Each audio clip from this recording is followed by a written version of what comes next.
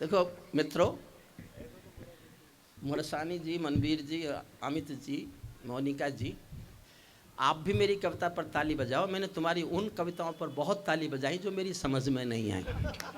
एक बात बताओ, जब इतना ही जी लगाना तो अब क्यों लगा रहे हो? उस समय टाइम पे लगा लेते। अच्छा, ये कहते हैं बड़ा दुख होता होगा तुम्हें कुंवारे रहने का, मगर बिल्कुल नहीं है। आगने वाली परंपरा में चाहे प्रधानमंत्री बने चाहे मुख्यमंत्री बने, बनेगा कुंवारा ही। तो मैं तो दिल्ली की ओर मुँह करके सोता हूँ, मुझे क्या कष्ट। आने वाली परंपरा, आपको जानते हैं, बंगाल का मुख्यमंत्री मेरे जैसी, यूपी का मुख्यमंत्री मेरे जैसा, असम का मुख्यमंत्री मेरे जैसा, और हरियाणा का मुख्यमंत्री मेरे जैसा, उड़ीसा का मुख्यमंत्री मेरे जैसा, और भविष्य में तो तय हो जाएगा कि जो होगा वो ही होगा।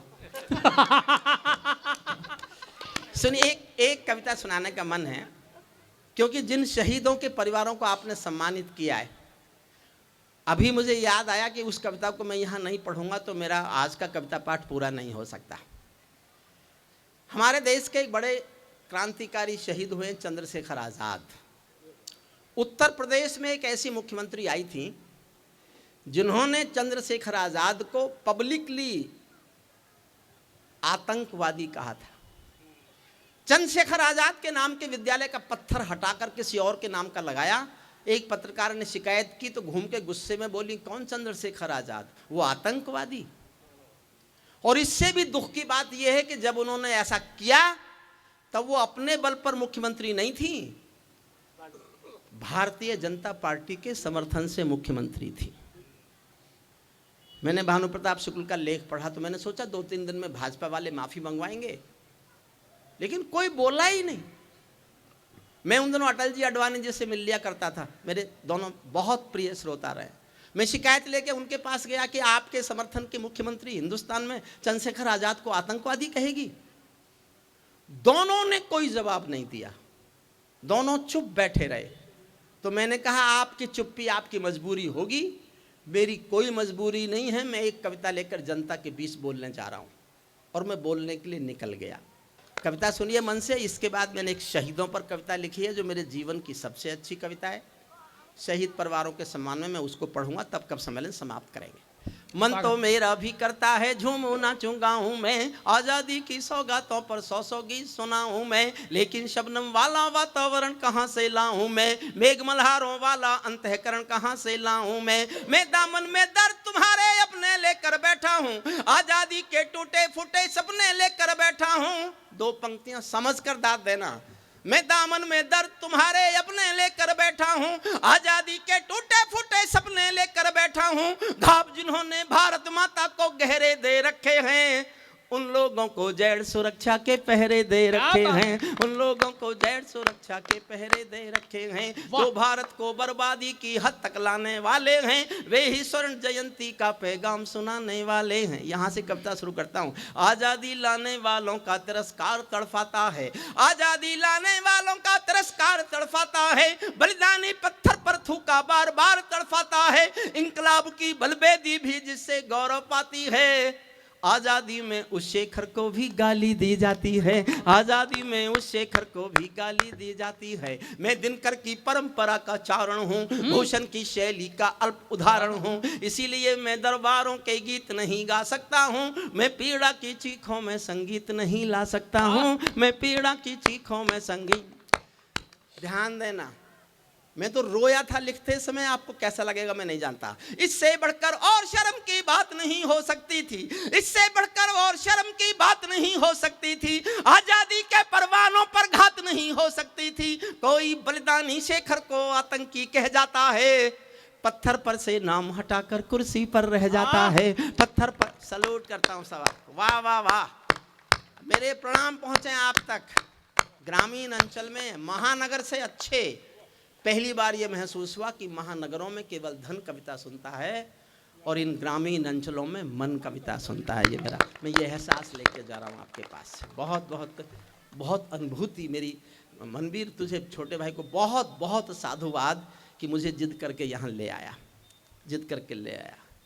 गाली की भी कोई सीमा है, कोई जुड़ना, गाली की भी कोई इससे बढ़कर और शर्म की बात नहीं हो सकती थी। आजादी के परवानों पर घात नहीं हो सकती थी। कोई बलिदानी शेखर को आतंकी कह जाता है, पत्थर पर से नाम हटाकर कुर्सी पर रह जाता है। गाली की भी कोई सीमा है, कोई मर्यादा है। हाँ। ये घटना तो देशद्रोह की परिभाषा से ज्यादा क्या है। बात है? मेरी आंखों में पानी है, सीने में चिंगारी है। राजनीति ने कुर्बानी के दिल पर ठोकर मारी है। क्या बात है? सारे वतन पुरोधा चुप थे, कोई कहीं नहीं बोला, लेकिन कोई ये ना समझे, कोई खून नहीं खोला। सुनकर बलिदानी बेटों का धीरज डोल गया होगा। मंगल पांडे फिर शोणित की भाषा भूल गया होगा। वाह, कविता का सौंदर्य ये है, जब गाली मिली होगी चंद्रशेखर आजाद को, शहीदों की आत्मा ने सुनी होगी। उन शहीदों की आत्मा पर क्या गुजरी, ये कविता का सौंदर्य बोध है। आपका बहुत प्यार मांगता हूं सुनने। कोई सारे वतन पुरोधा चुप थे, कोई कहीं नहीं बोला, लेकिन कोई ये ना समझे, कोई खून नहीं खोला। सुनकर बलिदानी बेटों का धीरज डोल गया होगा। मंगल पांडे फिर शोणित की भाषा बोल गया होगा। सुनकर हिंद महासागर की लहरें तड़प गई होंगी। शायद बिस्मिल की गजलों की बहरें तड़प गई होंगी। नील गगन में कोई पुच्छल तारा टूट गया होगा।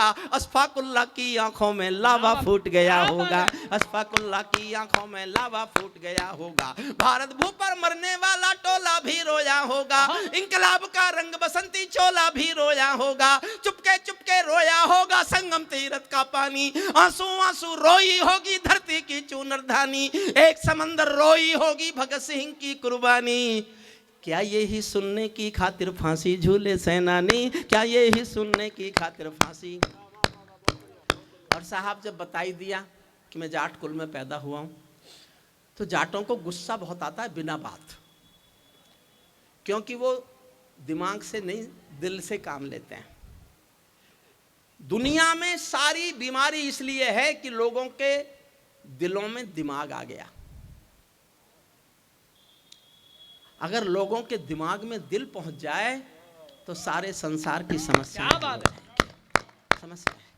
क्रोध मुझे भी आता है, मुझे भी आया था। इस घटना को सुनकर मुझे बहुत क्रोध आया था। मैं उस क्रोध को कैसे दिखा सका। अगर आपको लगे कि इस जाट कुल के किसी बेटे को ये क्रोध ऐसे ही दिखाना चाहिए था, तो मैं ऐसी तालियां सुनना चाहता हूं जो मुझे याद रहें। 11 महीने से तालियां नहीं सुनी हैं, मैं अगले 11 महीने तक आपकी तालियों की गूंज अपने कान में महसूस करता रहूं। इतना प्यार चाहता हूं। 4 लाइन सुनना। चुपके चुपके रोया होगा संगम तीरथ का पानी। आंसू आंसू रोई होगी धरती की चूनरधानी। एक समंदर रोई होगी भगत सिंह की कुर्बानी। क्या यही सुनने की खातिर फांसी झूले सेनानी। जहां मरे आजाद पार्क के पत्ते खड़क गए होंगे, जहां मरे आजाद पार्क के पत्ते खड़क गए होंगे। शायद शेखर बाजू जी के, शायद तब शेखर जी के भी बाजू फड़क गए होंगे। पल दो पल को शायद उनकी निदिया भाग गई होगी। पल दो पल को शायद उनकी निदिया भाग गई होगी। फिर पिस्तौल उठा लेने की इच्छा जाग गई होगी। फिर पिस्तौल एक बार दोनों हाथ ठकर तालियों के साथ एक बार। क्या बात, जिंदाबाद।